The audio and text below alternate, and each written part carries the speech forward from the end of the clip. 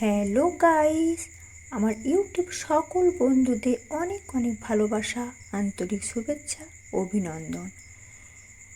তো আমি আজকে নতুন এক রেসিপিও বলতে পারো, জলখাবারে মিষ্টিও বলতে পারো, নতুন ভিডিও নিয়ে এসেছি। তোমরা পুরো ভিডিওটা দেখার জন্য অনুরোধ রইল। তোমার দিকে অনেক অনেক ভালোবাসা, বড়দের প্রণাম জানিয়ে ভিডিওটা স্টার্ট করছি। তোমরা দেখতে থাকো, ভালো লাগবে। তোমরা আমার চ্যানেলে যারা নতুন ভিজিট করছো, প্লিজ প্লিজ প্লিজ সবাইকে বলছি একটা করে লাইক দিয়ে দিও। আর ভিডিওটা যাদের ভালো লাগবে চ্যানেলটা সাবস্ক্রাইব করে পাশে থেকো। আমি দুধ নিয়ে নিয়েছি, সেই দুধকে এখন ঘন ঘন করব, ফুটিয়ে ফুটিয়ে ঘন করতে হবে। আর বারবার নাড়াচাড়া করতে হবে, নাড়াচাড়া না করলে দুধটা ধরে যেতে পারে, দুধটা উতলে যেতে পারে। যত নাড়াচাড়া করব তত তাড়াতাড়ি দুধটা ঘন হবে। দেখো দুধটা আমার ঘন হয়ে আসছে আস্তে আস্তে। তোমরা ভিডিওটা দেখো, নিশ্চয়ই ভালো লাগবে। আর যারা বাড়িতে বানিয়ে খেতে ভালোবাসো সব জিনিস, তারা দেখো শিখে নাও কী করে করতে হয়।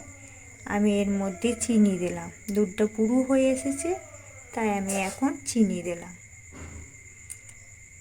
চিনিগুলো ভালো করে যাতে মিক্স হয় তার জন্য বারবার নাড়াচাড়া করব।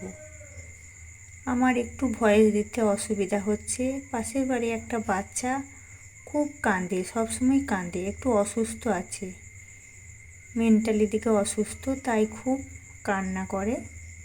এই দেখো আমার পাকটা দেখো কেমন শুকিয়ে এসেছে, শুকনো পাড়া হয়ে গেছে, একটু নাড়াচাড়া করার জন্য একটু লাল হয়ে গেছে। আসলে চাঁচির মন্ডা তো, তাই একটু লাল হয়েছে। দেখেও ভীষণ ভালো লাগছে, বলো কত সুন্দর পাকটা হয়ে গেছে, একদম শুকনো শুকনো হয়ে গেছে।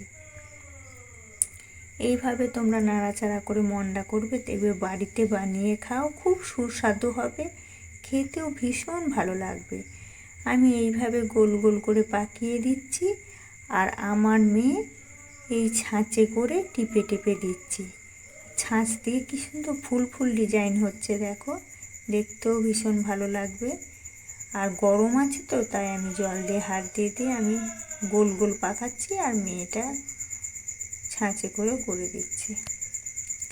পেড়া সন্দেশ, পেড়া সন্দেশ সত্যি করি খেতে খুব ভালো লাগে। চাঁচির পেড়া আবার বলতে হয়, চাঁচির জিনিস মুখে নিলেই খুব ভালো। এখন তো বাড়িতে গরু নেই, আগে বাড়িতে গরু ছিল, আমরা খুব চাঁচির পেড়া, আমরা চাঁচি করতাম, ক্ষীর করতাম, অনেক কিছু বানাতাম। এখন গরু নেই, কিনা দুধ, তাই অল্প হয়ে গেছে। তখন প্রচুর প্রচুর পেড়া বানাতাম, টিফিন কোটো, এক টিফিন কোটো, বড় বড় টিফিন কোটোই থাকতো, প্রচুর পেড়া বানানো হতো।